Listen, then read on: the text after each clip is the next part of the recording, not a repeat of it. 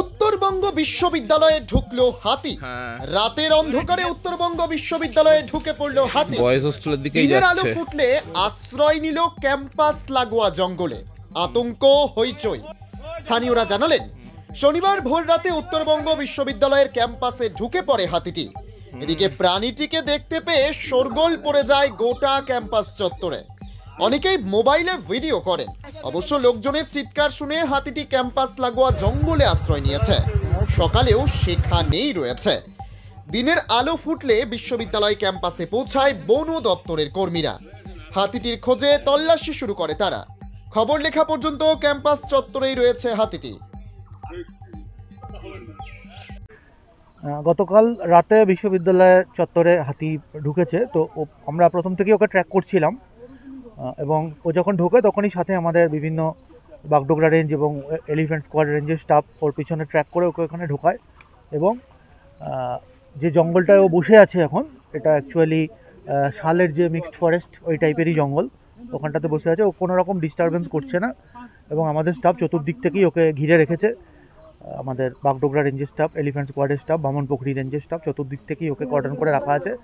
সারাদিন হয়তো ও যদি কোনো রকম ডিস্টারবেন্স না করে তাহলে জঙ্গলের মধ্যে পিসফুলি ওকে রেখে আমরা বিকেলের দিকে বা সন্ধ্যের দিকে চেষ্টা করব যে নিকটবর্তী আপনার যে বাগডোগরা রেঞ্জের জঙ্গল আছে ওখানে ওকে নিয়ে যাওয়ার। কোনো রকম স্যার ক্ষয়ক্ষতি এখন অবধি কোনো বড় ক্ষয়ক্ষতির খবর পাওয়া যায়নি। আমাদের কাছে তেমন কোনো রিপোর্ট এখন অবধি আসেনি। হয়তো যাতায়াতের পথে একটা দুটো দোকানেও কিছুটা ওর পা লেগে বা কিছু লেগে ভাঙচুর হয়ে থাকতে পারে। এখন স্যার পরিস্থিতি শান্তিপূর্ণই আছে। এখানে যে মানুষ আছে, মানুষরাও আমাদের যথেষ্ট সহযোগিতা করছে। আমরা প্রথম থেকেই তাদেরকে বুঝিয়েছি যে হাতিকে যদি বিরক্ত না করা হয় তাহলে হাতিও কারোর উপরে, কোনো মানুষের প্রতি বা কোনো সম্পত্তির প্রতি হাতিও কোনো রকম বিরাগ দেখাবে না। তো সেটাই এখনও পর্যন্ত আমরা রাখতে পেরেছি।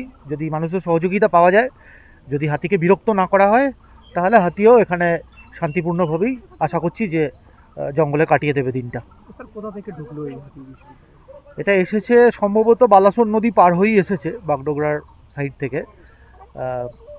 তারপরে ওপর দিয়ে হয়তো বামনপুকুরি কিছুটা কভার করে বা বাগডোগরা শহরের ওপর দিয়ে ইউনিভার্সিটির ভেতর। হাতি দেখলাম সকালবেলা। কি কখন ঢুকেছে কিছু জানতে পারছেন? না সেটা তো জানি না। রাত থেকে তো এটা হচ্ছে, হাল্লা চিল্লা হচ্ছে রাত থেকে 5টা থেকে। ক্ষতি হয়েছে? হ্যাঁ, ক্ষয়ক্ষতি হয়েছে। আমাদের ওই বয়েজ হোস্টেলের ওখানে একটা চায়ের দোকান ভাঙছে আর কি। বর্তমানে পড়ুয়ারাও রয়েছে, বেশ কয়েকটি হোস্টেল রয়েছে, কতটা আতঙ্ক রয়েছে? হ্যাঁ, আতঙ্ক তো আছে। আতঙ্ক এখন কি হাতিটিকে দেখা যাচ্ছে? না, এখন তো ভিতরে ঢুকেছে, লোকজন অনেক হয়ে গেছে, তো ওই জন্য হাতিটা